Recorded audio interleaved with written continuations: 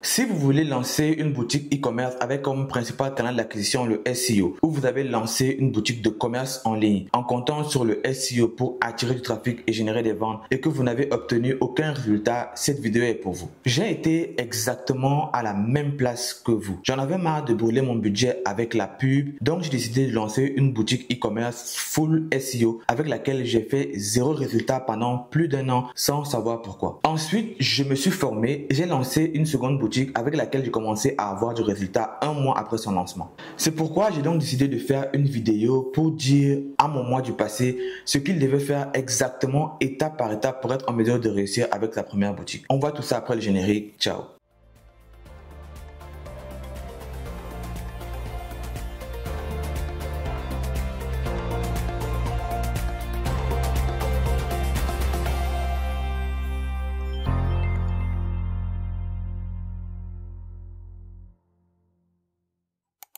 What's up, c'est votre boy Willy de Madrid, j'espère que vous allez bien parce que moi je vais super bien et si ça ne va pas, t'inquiète, ça va aller. Avec un peu de recul et les connaissances que j'ai aujourd'hui, je me rends compte que même avec l'aide de marabout, je n'aurais jamais été en mesure de réussir avec ma première boutique SEO. Cette boutique faisait des ventes avec Facebook Ads. Au début j'étais rentable, mais après je suis passé break-even pendant très longtemps. Ce qui a fait en sorte que je n'avais plus de budget pour faire la publicité parce que je comptais sur le cash flow des ventes pour les réinjecter directement. Donc j'avais un produit qui avait été validé par le marché avec de bons avis clients, mais je n'arrivais plus à le pousser avec la publicité Facebook Ads. Il faut savoir qu'en e-commerce, c'est comme ça pour presque toutes les marques. Elles vont rester break-even pendant des mois, voire des années. Et même si elles génèrent du bénéfice, c'est en moyenne entre 10 et 15% après discussion de toutes les charges, dont la publicité. C'est donc comme ça que je me suis tourné vers le SEO, un moyen de faire des ventes sans payer. J'ai fait quelques articles de blog, j'ai mis des mots-clés par-ci, par-là et j'ai attendu le résultat. Et croyez-moi, j'ai attendu pendant très longtemps. Et c'est ce qui va vous arriver aussi si vous ne regardez pas cette vidéo jusqu'à la fin. Pour être en mesure de faire du résultat avec votre boutique en ligne full SEO, la première étape, ce serait de faire une bonne recherche de niche. Cette première étape concerne principalement ceux qui n'ont pas encore trouvé de produit à vendre ou alors ont déjà une idée de produit à vendre mais ne l'ont pas encore validé. C'est ici que se décide principalement si vous allez réussir ou pas. Lorsque vous faites votre recherche de niche, vous allez aller sur YouTube pour regarder les 10 niches les plus rentables en SEO ou vous allez demander à ChatGPT de vous donner la liste des niches les plus rentables en SEO. Et devinez quoi? Des millions d'autres personnes ont fait la même chose que vous. Sans compter le fait que ChatGPT a oublié de mentionner que les grosses marketplaces comme Amazon, eBay et Cdiscount sont les leaders du marché dans ces niches. C'est pour ça que lorsque vous effectuez votre recherche de niche, vous devez trouver pas une niche, mais plutôt une sous-niche ou une sous-sous-niche d'une grande niche pour avoir moins de concurrence et une grande capacité de pouvoir pénétrer le marché. Par exemple, dans la niche des robes, vous pouvez décider de vendre uniquement des robes paysannes. La décision ou le choix de vendre des robes paysannes ne se prend pas à tue-tête. Elle se prend après avoir effectué une recherche de niche bien minutieuse. Si vous ne savez pas comment effectuer une bonne recherche de niche, vous pouvez regarder cette vidéo. La deuxième étape, c'est la recherche de produits. Et avant de continuer, j'aimerais vous poser une question. Quand vous entendez robe paysanne, est-ce que pour vous, cela semble être un produit winner? En tout cas, pour moi, non. Et c'est ça le truc en SEO. La notion de produit winner n'existe pas, ou du moins, comme on nous l'a vendu en dropshipping classique. En SEO, les produits qui se vendent sont les produits que vous voyez tous les jours, mais que vous n'aurez jamais envie de vendre. Comme les robes paysannes, les portefeuilles, les pots de fleurs, les veilleuses. Et d'ailleurs, ça, c'est un très bon produit qui se vend en SEO. En bref, tous les autres produits qu'on vous interdirait de vendre en e-commerce classique parce que trop saturés ou parce qu'elles ne respectent pas les critères d'un produit winner. La troisième étape, c'est la stratégie des mots-clés. Les mots-clés, c'est le cœur de votre business en SEO. Avec la publicité payante, ça n'a pas d'importance parce que vous payez et on vous envoie du trafic. Avec le SEO, vous devez être capable de trouver des mots-clés qui vont pouvoir vous amener du trafic et établir une stratégie tout autour. À cette étape, il y a 3 erreurs majeures que les gens commettent. La première, c'est de se focaliser uniquement sur les mots-clés exacts en relation avec votre niche ou vos produits. Et la deuxième, c'est de se baser sur les mauvais indicateurs pour effectuer la sélection de vos mots-clés. Si vous voulez être en mesure d'éviter de faire ces 2 erreurs, de savoir quels sont les différents types de mots-clés et de faire une bonne recherche de mots-clés, vous devez regarder cette vidéo. La troisième erreur, c'est le fait de vouloir ranker numéro 1 sur le moteur de recherche avec votre boutique en ligne en général. Vous allez voir des tonnes de vidéos à ce sujet. J'ai commis la même erreur et j'ai même fait des vidéos dessus. Ce qu'il faut savoir, c'est que votre boutique en ligne en général correspond à un mot-clé. Chaque produit correspond à un mot-clé. Ensuite, les pages de collection, les articles de blog, chaque contenu indexable sur votre boutique en ligne doit correspondre à un mot-clé. Et c'est la somme des positions de tous ces mots-clés qui va déterminer la position de votre boutique en ligne sur le moteur de recherche. Donc, Donc, pour résumer ce que je disais ici, c'est écrit mode de découverte de votre site par les internautes. Recherche Google, mode de découverte de votre site sur Google. C'est des résultats de la Search Console que j'ai reçus. Donc, vous regardez ici en bas, c'est marqué 1 sur 5 sur 29. Donc, en fait, ça, c'est le rapport que Google m'envoie par rapport à 29 mots-clés qui se retrouvent sur ma boutique en ligne. Maintenant, le rapport que je reçois fait état du fait de 29 mots-clés. Pourtant, dans la boutique, on a 100 produits et la boutique elle-même va faire un mot-clé. Prendre en compte qu'il y a des pages de collection. Prendre en compte qu'il y a des articles de blog dans la boutique. Donc, les 29 mots-clés qui sont relevés ici par Google, c'est les 29 mots-clés qui nous ont permis d'avoir de la traction sur la boutique en ligne. Tous les mots-clés de la boutique n'ont pas encore eu de traction. Maintenant, sur les 29 mots-clés, il faut savoir que plusieurs d'entre eux vont faire référence au même produit ou alors plusieurs d'entre eux vont faire référence à la même page. Par exemple, ici, le numéro 1, je ne vais pas juste donner ou montrer les mots-clés parce que automatiquement, si une personne voit le mot-clé, il va savoir sur quel produit je suis positionné. Donc, je n'ai pas envie de faire ça. Par exemple, le premier mot-clé a généré 11 clics, c'est le plus efficace. Et la position moyenne, c'est 5e. Ça veut dire que chaque fois que quelqu'un va taper ce mot-clé-ci, mon site va s'afficher en 5e position en moyenne. Donc, il peut aller en première, en deuxième, en troisième, en quatrième. Et la moyenne des positions qu'il a occupées pendant le mois de mai fait en sorte que Google estime qu'il est en position 5, donc largement sur la première page. Est-ce que ce mot-clé m'a ramené des ventes? Oui. Le deuxième mot-clé, c'est un mot-clé qui est différent du premier, mais il est en relation avec la même page produit que le premier mot-clé qui m'a ramené 5 clics. Position moyenne 3,7. Ici, vous voyez, j'ai une sorte de coupe qui dit que 5 premiers résultats. Ça veut dire que chaque fois qu'un utilisateur va taper ce mot-clé, c'est-à-dire le mot-clé numéro 2, je vais être affiché par Google à la position numéro 3 en moyenne. Ça veut dire qu'il peut être en 2, il peut être en 3, il peut être en 4, il peut être en 5. Et la moyenne de toutes les 5 clics où il a été affiché et que quelqu'un a cliqué dessus, il était en position 3,7. Le troisième mot-clé, ici, ça a généré 2 clics. La position moyenne, c'est en 10e position. Généralement, la 10e position, c'est à peu près la deuxième page. Ensuite, ici, j'ai mon quatrième mot-clé. Mon quatrième mot-clé n'est pas en référence avec le premier, le deuxième ou le troisième mot-clé. C'est un mot-clé de la boutique en ligne, mais qui n'est pas en relation avec ce produit-là, qui a généré 2 clics. Le cinquième mot-clé, lui, il est en relation avec le mot-clé numéro 1, numéro 2 et numéro 3. Et lui, quand on tape ce mot-clé, je suis positionné en 12e position, c'est-à-dire à peu près la deuxième page. Le mot-clé numéro 1, numéro 2, numéro 3 et numéro 5, chaque fois que quelqu'un tape ce mot-clé, c'est en référence avec une seule page produit. Ensuite, 6 sur 10. Le mot-clé numéro 6 est en référence avec une page produit. Le mot-clé numéro 7 est en référence avec le mot-clé numéro 1. C'est-à-dire que quand quelqu'un va taper le mot-clé numéro 7, il veut aller sur la page produit qui est en rapport avec le mot-clé numéro 1, numéro 2, numéro 3, numéro 5. Et sur ce mot-clé numéro 7 qui a généré uniquement 2 clics, je suis en position moyenne 4,2. Ça veut dire par exemple que la personne a tapé le mot-clé une fois, je suis affiché en 3e position. Ensuite, la personne a tapé le mot une deuxième fois et ça m'a généré un deuxième clic et j'ai peut-être été affiché en 5e position. Et la somme a donné 4,2. C'est pas le calcul exact, mais c'est juste une façon de parler. Le mot-clé numéro 8, ici, je suis en position moyenne 1,7. Donc, j'ai quasiment la première place ici. Donc, une fois, je suis sûrement sorti en position numéro 1 et une deuxième fois en position numéro 2. Ça m'a généré 2 clics. Donc, ici, vous voyez 5 premiers résultats, mais position 1,7. Ensuite, je vais tourner comme ça. Voici d'autres mots-clés. Ici, position numéro 4, position numéro 4,1, position numéro 4,7. Numéro 16, le mot-clé numéro 7 qui a généré un clic, position numéro 1,29. Mot-clé numéro 18, position 2. Mot-clé numéro 19, position 2,3. Mot-clé numéro 20, position 2. Mot-clé 21, 22, 23, 24 et 25. Je suis dans le top 3. Donc ici, 5 premiers résultats, 5 premiers résultats, 5 premiers résultats, 5 premiers résultats, 5 premiers résultats. Mais la position moyenne, c'est 2, 2, 2, 2, 2, 2. Ça veut dire que pour le mot-clé de 21 à 25, j'ai été affiché sur la première page de Google et en position 2. Et pour finir, du mot-clé 26 à 29, le 26 à 28, je suis toujours en top 5. Ici, position moyenne 2, position moyenne 3 et position moyenne 4. Pour le mot-clé numéro 29, ici je suis en position moyenne 14. Vous voyez, je n'ai pas de coupe ici. Ceci vient donc résumer de quoi est-ce que je parle quand je parle de ranker numéro 1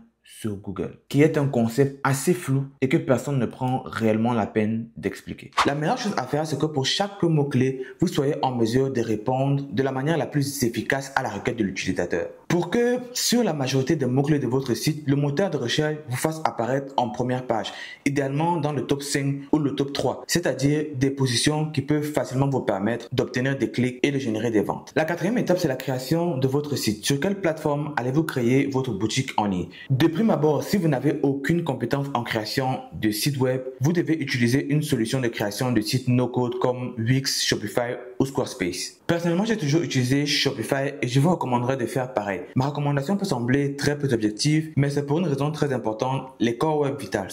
Ce sont des indicateurs techniques créés par Google pour mesurer la qualité de l'expérience utilisateur sur un site web. S'ils sont bons, Google vous récompense. Bonne position sur la SERP et meilleure indexation de vos pages. S'ils sont mauvais, perte de position, basse fréquence d'indexation et baisse de votre CTR. Donc ici, nous sommes sur la boutique en ligne que j'ai lancée en full SEO. Et ici, on a trois paramètres. On a le LCP, on a le INP et on a le CLS. Ce sont les trois paramètres du Core Web Vital. Et si vous regardez ici, c'est marqué bon, bon. Ici, on n'a pas de valeur. Je vais expliquer pourquoi. En fait, le Core Web Vitals, avant, on avait des paramètres que Google demandait de vérifier sur le Page Speed Insight. Donc, vous devez aller sur le site et vous devez rentrer l'URL de votre site et de faire l'analyse pour voir si vous étiez bon ou pas. Ça se fait toujours de la sorte et vous pouvez le faire directement dans la Search Console. Par contre, avec Shopify, mais je ne sais pas comment ça se passe avec les autres logiciels de création de boutiques en ligne no-code, mais avec Shopify, vous avez directement les paramètres du Core Web Vital intégrés dans votre boutique en ligne et vous pouvez les surveiller en live. Donc ici, mon LCP est bon, mon INP est bon et mon CLS est aussi bon. Pour le LCP, il doit être en dessous de 2,5 secondes. Pour le INP, il doit être en dessous de 200 millisecondes et le CLS, il est entre 0 et 1, c'est une valeur numérique, mais la bonne valeur pour une bonne boutique en ligne, c'est inférieur à 0,1.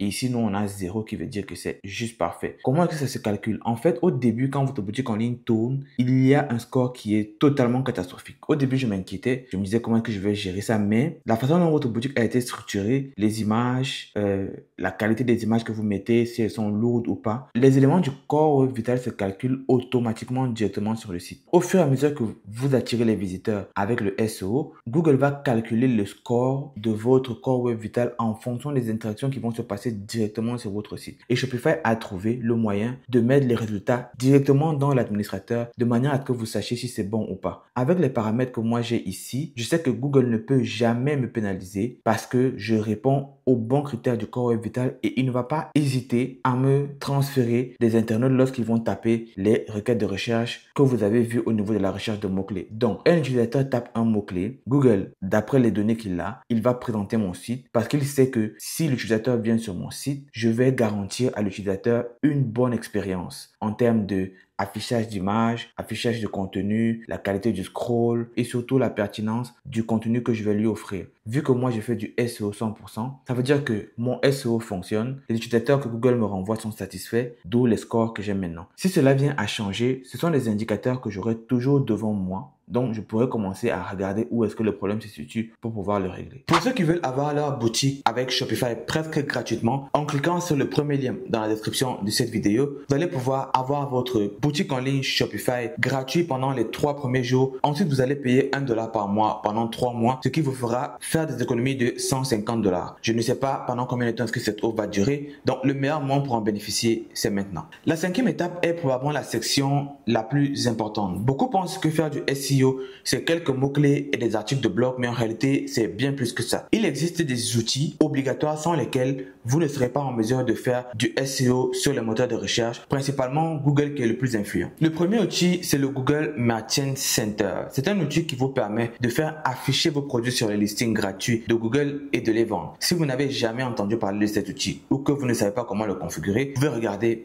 cette vidéo. Puis, nous avons Google Analytics. C'est un outil qui vous permet de suivre le comportement des utilisateurs sur votre site, les actions qu'ils effectuent. Honnêtement, moi, je ne l'utilise pas. J'utilise un autre outil qui permet de faire le même travail que Google Analytics, de vous montrer les datas de Google Analytics, mais en plus, il vous montre aussi les enregistrements de chaque session utilisateur. Cet outil, c'est Microsoft Clarity. Si vous n'avez jamais entendu parler de cet outil, vous pouvez regarder cette vidéo. Mais si vous avez déjà entendu parler de cet outil et que vous ne savez pas comment le configurer avec Shopify, vous pouvez regarder cette vidéo. Ensuite, nous avons la Google Search Console. C'est un outil de Google qui vous permet d'analyser tout le trafic gratuit que vous recevez. Sans lui, c'est un peu comme si vous étiez aveugle. Si vous voulez savoir comment créer votre compte Google Search Console et de bien le paramétrer, vous devez regarder cette vidéo. Vous ne pouvez pas faire du SEO efficace sans ces 4 premiers outils. Enfin, nous avons les outils de recherche de mots-clés. Il en existe une multitude, des gratuites comme des payantes, mais l'outil que je vous recommande, c'est SEMrush parce que c'est l'outil le plus complet en termes de référencement naturel. Le seul bémol, c'est que les gens le trouvent assez dispendieux. Si vous êtes un parfait débutant en SEO, vous pouvez trouver que c'est un outil qui coûte cher. Mais quand vous savez ce que vous faites, vous comprenez que cela en vaut largement la peine. Il existe plusieurs autres outils que vous pouvez utiliser pour faire du SEO, mais ceux dont on vient d'évoquer précédemment sont ceux sans lesquels il est presque impossible de faire du SEO.